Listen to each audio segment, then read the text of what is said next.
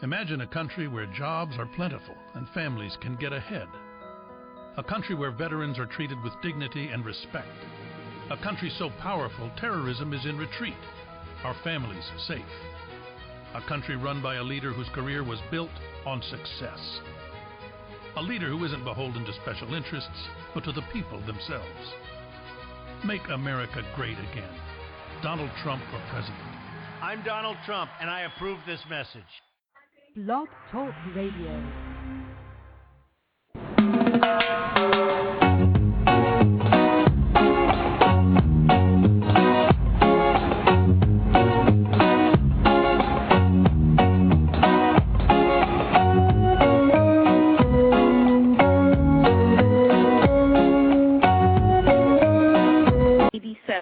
And for that reason, we are going to feature our guest, Shaka Barack.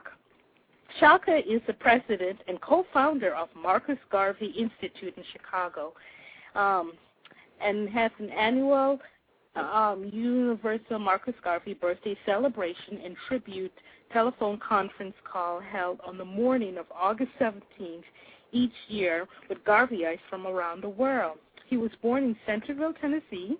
Shaka teaches at the first International Convention of African People of the World, and documents that came out of it is called the Declaration of Rights of the Negro People of the World. By profession, he is a school teacher in the Chicago Public Schools. Barack teaches about the significance of the red, black, and green flag, UNIA, ACL, auxiliaries, entrepreneurship, which includes the Black Star Line Steamship Corporation and the Negro World newspaper. He has hundreds of documents and copies of photos that mark the Honorable Marcus Garvey and the UNIA and ACL achievements in history, which he shares his works to his many organizations. Welcome, Shaka. Would you like to introduce your guest? Yeah, first of all, giving all praise to the universe. Certainly want to thank you for having us on. I have on with us Marima Kumar, and he is out of Washington, D.C., a Garveyite. I also have another Garveyite, Kamar Mishala Teen Barack, and she is also another Garveyite. And we are happy to be here to talk about the life and the work of the Honorable Marcus Messiah Garvey. Oh, that's wonderful. We welcome, family. We appreciate you spending some time with us. Thank you. Thank you for the invite. Shaka, you're an African-American. Have you ever been to Jamaica or have had any Jamaican familial connection? No, I haven't been to Jamaica. My relationship with Jamaica began about 16 years ago when there was a hurricane that flattened Jamaica. And so I did all that I could to help in terms of supplying medicine, food, clothing for Jamaica that was really hurting. So out of that, I developed a relationship with the Jamaican American Association, the Jamaican Consulate here in Chicago, who is now Brother Lloyd Hyde, the Consul General of Jamaica, and many, many members of the Jamaican community. Now, Kamar, on the other hand, could say something different about that. Yes, I've had an opportunity to visit Jamaica on several occasions. I think the last time I was in Jamaica, and as I was thinking about it, I couldn't believe it had been that long ago, but the last time I was in Jamaica was in 1985. I had an opportunity to visit Mr. Garvey's grave, was able to lay a wreath. At the Heroes National Park? Yes. And for those of you who had a chance to visit the other heroes' graves. And for those of you who don't know what Heroes National Park is, that's where we have all our national heroes, Marcus Garvey, Bustamante, all the other heroes that are that yes. Jamaica And, recognizes as their national right, hero. Mr. That's Garvey what is, she's referring to. Right, is the first national hero. Again, I had a chance to meet with the Maroon community, the Islamic community, the African Orthodox community in Kingston. I have no blood ties, no relatives in Jamaica or from Jamaica, but we were honored to meet a lot of Mr. Garvey's relatives, last name being Brown, and I did spend an awful lot of time with them. He has a cousin here that we do speak with from time to time, Queen Olive, and every day we're learning more and more. I've never gone to Jamaica and not had a wonderful time and felt a part of the culture and got a chance to be even closer to Mr. Garvey. I see. On Monday, August 17th, it will be the 122nd birthday of the Honorable Marcus Garvey.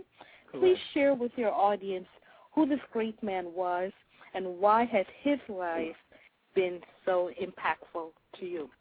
Well, the Honorable Marcus Garvey was the founder and first President General of the Universal Negro Improvement Association and African Communities League, which became the first and largest mass movement in America of African Americans, one of the largest mass movements in the Caribbean, and one of the largest mass movements on the continent of Africa, and one of the largest mass movements. I just wanted to add that, the best way to honor a worker is to complete the work. And the work and the vision and the aims and objects that the Honorable Marcus Garvey shared, his brother Shaka eloquently shared with us, is, to accomplish, some of the goals he set forth, which is, dealing once again with the independence of Africa. But Africa is still not independent. It's still dependent upon alien people to the continent, as well as, some of the, Garvey was setting up an African Communities League, and part of that league was somewhat of a federation of independent black communities all around the globe. He recognized that, black people, whether we call ourselves African-American, Afro-Caribbean, Afro this, Afro that we are all one people, part of a scattered family, and that we can develop nation-state formations or empires or maroon villages or societies where we control our own destiny and our own interests and are not subservient to any other group. And once we become more independent in our thinking and behaving, then we can command the respect of the world. And, the highest ideal of a race, as Brother Shaka was pointing out earlier, is nationalism, is, pride in your community. Before you help the neighbor down the street, help your own family first. And when it comes to our condition, ours was one when he came on the scene that was deplorable. And today is not that much better despite some of the great leadership we've had and some of the great vision. So, if we're going to honor a man who accomplished more than any other leader of our race in recent history, we should definitely honor him by continuing the work, by continuing to build and become independent and to unify and to live out the true meaning of the creed of the UNIA and the motto of the association, one God, one aim, one destiny. Let no religious scruples or political machinations divide us. We are one people with one goal, one common destiny, with one, mission that we all, should be working collectively toward realizing, and that's, again, our independence. So, the collective responsibility you see in Kwanzaa that they talk about. Yeah, very similar. And I was going to mention also that Garvey's legacy is also connected, I think Brother Shaka mentioned it also, to Jamaica's independence, but I don't want to go ahead of the questioning, but Jamaica's independence, from the days of SCG, Cox, and the National Club, and Garvey's working, printing some of the publications and fighting for Jamaican independence until the days of the PPP that he helped set up, which gave birth to other political parties within Jamaica that eventually fought and won independence for the country, and even the Africa for the African call, which goes into the Rastafari movement, which, was educating people that our motherland is Africa and not England and not Europe. We came from Africa. That's where we should pay our allegiance. Ethiopia should stretch forth their hands. So these type of philosophies and political statements and campaign that Garvey waged helped lead to people thinking a little more independently and not being satisfied with the colonial powers dictating their destiny. So, I mean, directly and indirectly, you can definitely say Garvey shared that. That's why y'all probably couldn't hear me a couple of times. His brother more important role in developing the mentality that prepared Jamaica for its independence. And tomorrow will be the 122nd birthday for the Honorable Marcus Messiah Garvey. We need to really understand that it's time to tell the whole story, and he has had such an impact on the world that I would quote, we had an African-American mayor here in Chicago a while ago before he passed. His name was Harold Washington. And when Shaka interviewed him, he said, which I think sums it up, he says, a leader who doesn't know about Marcus Garvey is not fit to be a leader. Mr. Garvey was 56 years old when he passed, and all these thousands of things that he did them in a short period of time. And we were blessed that there's so much information left on him. So I think in answering the question for me, I think it's time that the whole truth comes out about Marcus Garvey and not just continue with the fragment. Were key ingredients to his philosophy.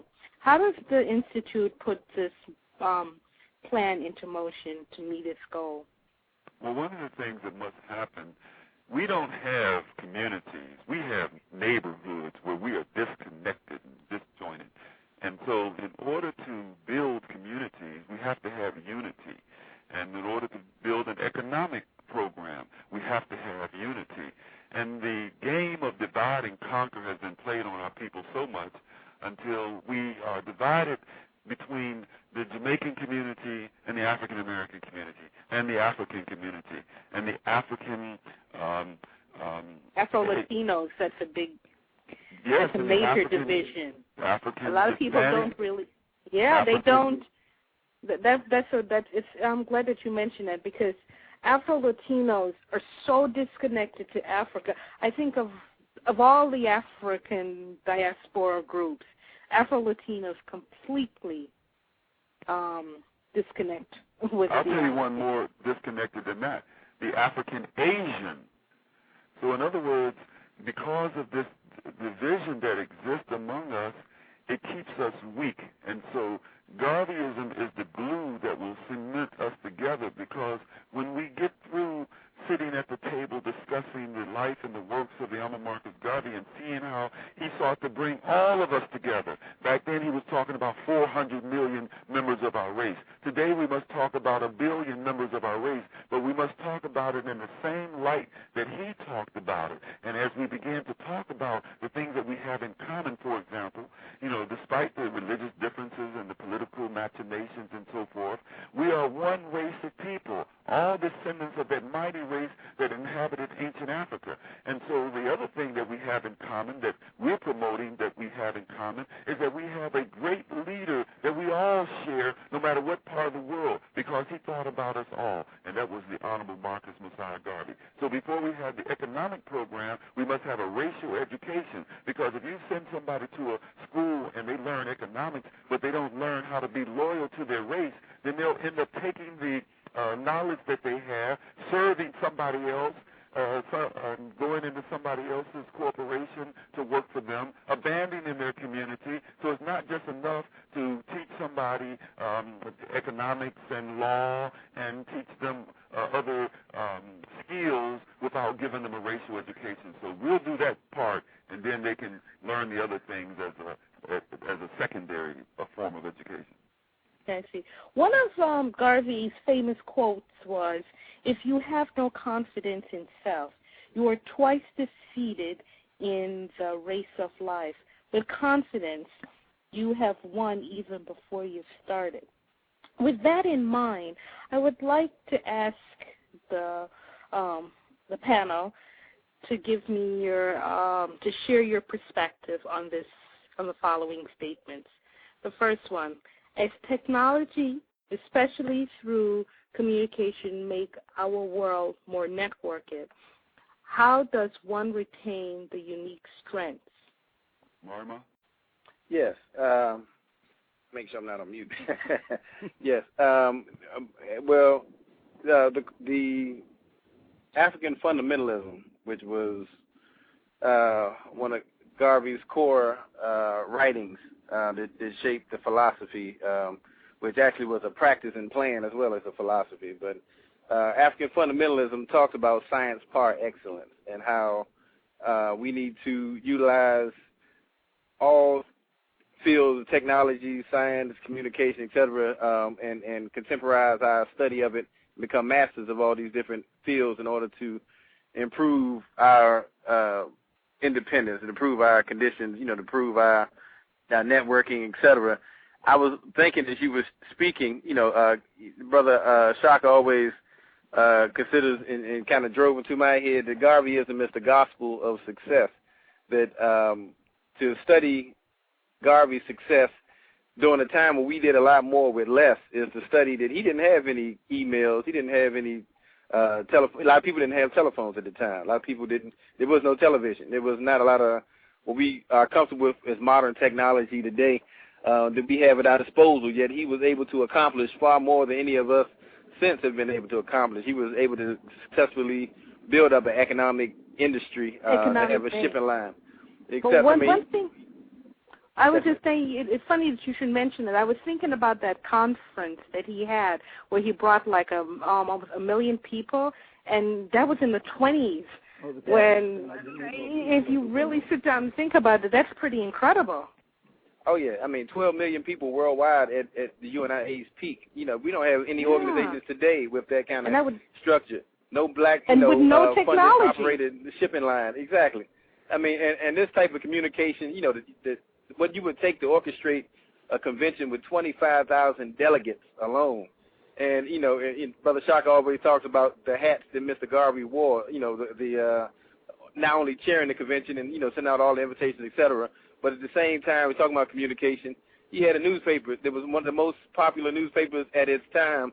I think it was the largest, most widely circulated black newspaper at the time.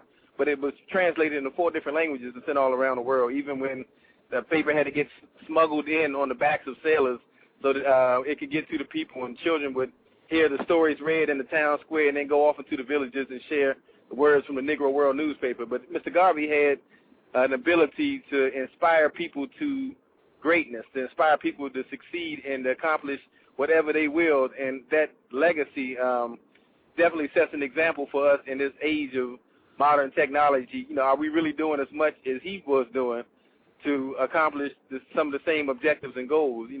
If he had this technology today, what would he have done with it? In terms of maximizing it, because there's a significant digital divide between, say, the inner city community to other communities, and he was able to do that with minimal. So you're right. If you think about the leadership skills he had, he was able to utilize what he had. If he were alive today, what would be his thoughts of President Obama, do you think? Well, I think that he would be proud of a black man showing that given an opportunity, he can match his brains with those of the best inside of the Western world. I think at the same time, he would say that our individual achievements are not enough when the masses of our people are oppressed and exploited and downtrodden. 1/3 of our people are in abject poverty. So it's not enough to produce a billionaire. It's not enough to produce a president, a head of a major corporation. It's not enough. He would also think that if President Barack Obama was true to his African heritage, then he'd find a way to do more to help his race. And he'd also find a way to reach President Barack Obama to say to him that we are here and we are ready if you just give us the word to let us know that you want Garveyism on your side,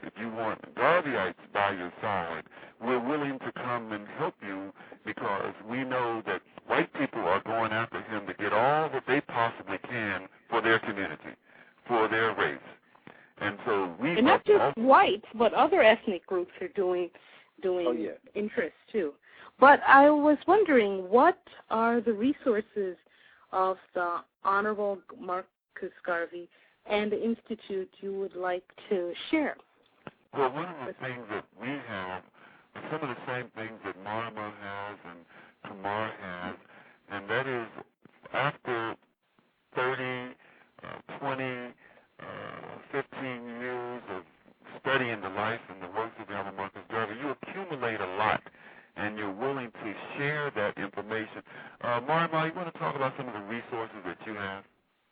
Oh, yeah. Well, I'm a bit of a historian on the Garvey movement. The Garvey movement actually was a lot broader than most people understand. And so, I mean, some of the materials I've had to research and document and congregate because while there are hundreds, literally, of books on the life and legacy of Mr. Garvey, some of them are certainly inaccurate. In fact, you probably find a third of them referred to the Universal Negro Improvement Association as the United Negro Improvement Association.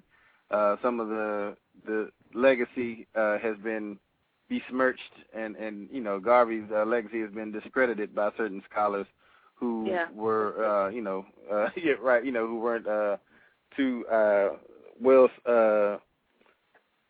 supportive of his ideas and his philosophy. And so, you know, there's a big job just educating people about the true history of the association, about the great accomplishments and, you know, some of the negative rumors and innuendos and connotations has been, it's connected to the movement. We've been doing a job through the Garvey Day tributes, through other, So basically, we are very grateful that we now have organizations that's making a conscious effort to let the public know the true Garvey and what he stood for, and not some fabricated images. And so on that note, we have documents, we have photos, we have so that and audio too, and authentic information about the life, and video, authentic information about the life and works of Marcus Garvey. Yes, we are constantly trying to introduce and to reintroduce Mr. Garvey to the world, and constantly trying to find new ways to reach old goals. We're not trying to change the accomplishments or the things that need to be done, but we have to look at, with this modern technology, other ways how to utilize it and maximize it. Absolutely. Yeah, well, this was definitely an informative session, and we absolutely appreciate it. So in the parting words, Chris, do you have anything to add to this discussion? This is just amazing that you folks have done this work. I just want to commend you for all the effort over the years to keep his legacy alive. And I was wondering, is there a website you talked about? Is there a website you'd like to recommend that we actually we can point people to that they can get hold of some of these the wealth of resources that you do have? Well, let me begin by giving some telephone numbers and email addresses, and I think Marma has a website you can give as well. So if you want more information, you can call the Marcus Garvey Institute at 708-802-1445, 708-802-1445. You can also email me at shakabarak1, and I'll spell it, SHAKABARAK1 at yahoo.com. Marma? Yes. And I'm the Deputy Chancellor of the Amy Jakes Garvey Institute, named after the First Lady of the UNIA. But you can contact Moriama Kamal, and I'll spell my name for the email later. It's 202-256-6380.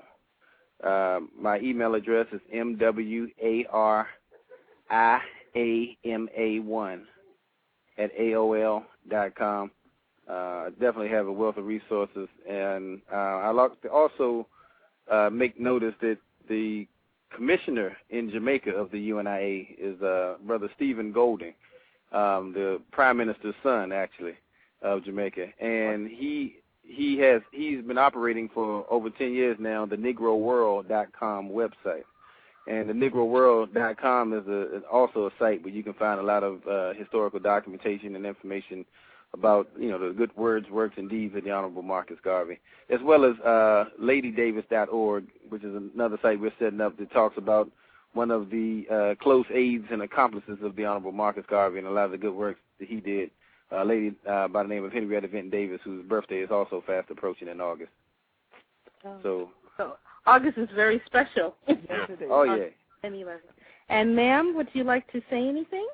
Well, first of all, Sister Denise and Brother Curtis, I certainly want to thank you for giving us an opportunity to get the word out about the greatest leader that's ever lived. That's the Honorable Marcus Messiah Garvey.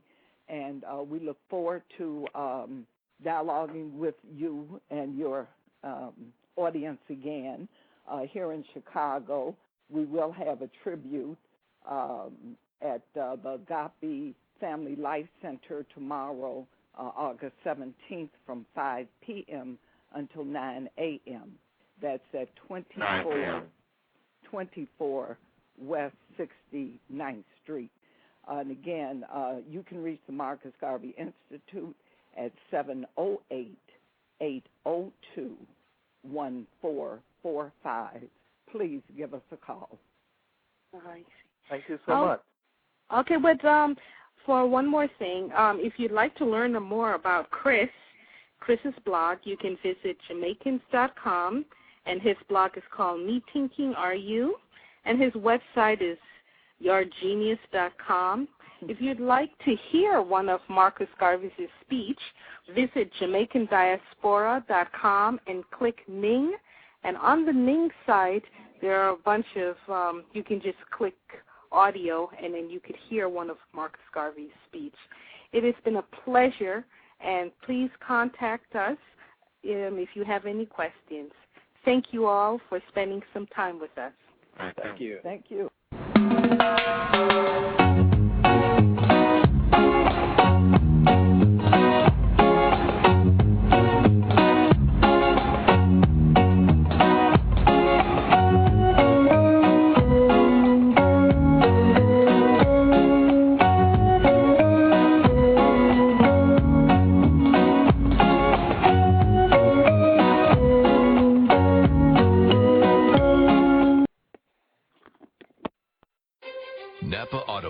Wants to know, what makes today's new cars so smart?